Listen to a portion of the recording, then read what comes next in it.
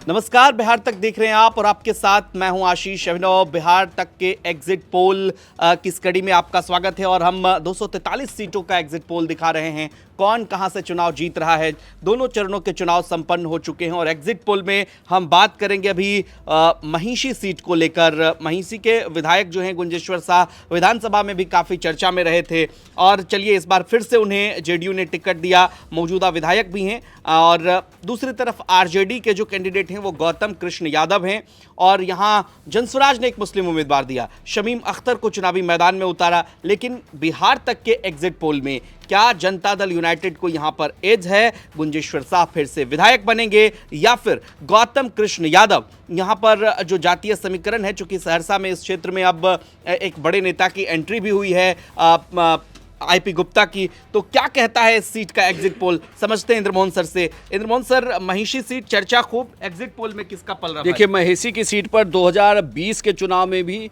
जीत हार का अंतर महज 1% के आसपास रहा। सिर्फ 1600 मतों से ही चुनाव जीते थे गुंजेश्वर शाह। काफ़ी चर्चित चेहरा, बड़े नेता।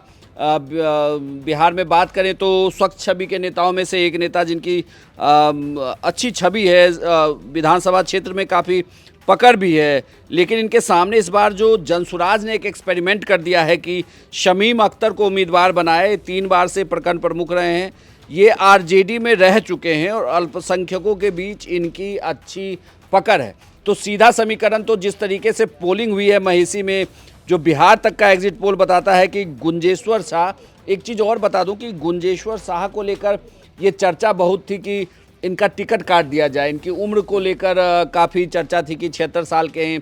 बल्कि ये भी कहा जाता है कि मीटिंग में ये कहा गया, जेडीयू की जब मीटिंग हो रही थी, कि इनका टिकट काट के वहाँ नए चेहरे को लड़ाया जाए। लेकिन उस पर शायद नीतीश कुमार अड़ गए कि नहीं, गुंजेश्वर शाह ही चुनाव लड़ेंगे। तो ये 76 साल के हैं। और एक बार बता दूं कि ये फिर से बिहार तक का एग्जिट पोल कहता है कि महिषी की सीट से जेडीयू के उम्मीदवार गुंजेश्वर शाह चुनाव जीत सकते हैं और इस बार उनके जीत का अंतर पिछले चुनाव से बड़ा हो सकता है। वहाँ से आरजेडी के डॉक्टर गौतम कृष्ण वही हैं, चप्पल वाले वीडियो साहब, जिन्होंने अपनी नौकरी छोड़ी है और चुनाव लड़ रहे हैं। काफ़ी इनकी चर्चा है क्षेत्र में, इनके वीडियो काफ़ी वायरल रहते हैं। लेकिन इनके साथ दिक्कत यह है कि जनसुराज के उम्मीदवार ने मुस्लिम यादव समीकरण में से मुस्लिम में सेंधमारी कर ली है, जिसका फ़ायदा जेडीयू को मिलता हुआ दिख रहा है। यानी कि महिषी सीट जो पिछली बार एनडीए के खाते में थी, जेडीयू के खाते में थी, इस बार भी वो जेडीयू के खाते में ही जाती हुई दिख रही है। तो निश्चित तौर पर ये सीट जो है जेडीयू के खाते में जाती दिख रही है, महिषी विधानसभा क्षेत्र।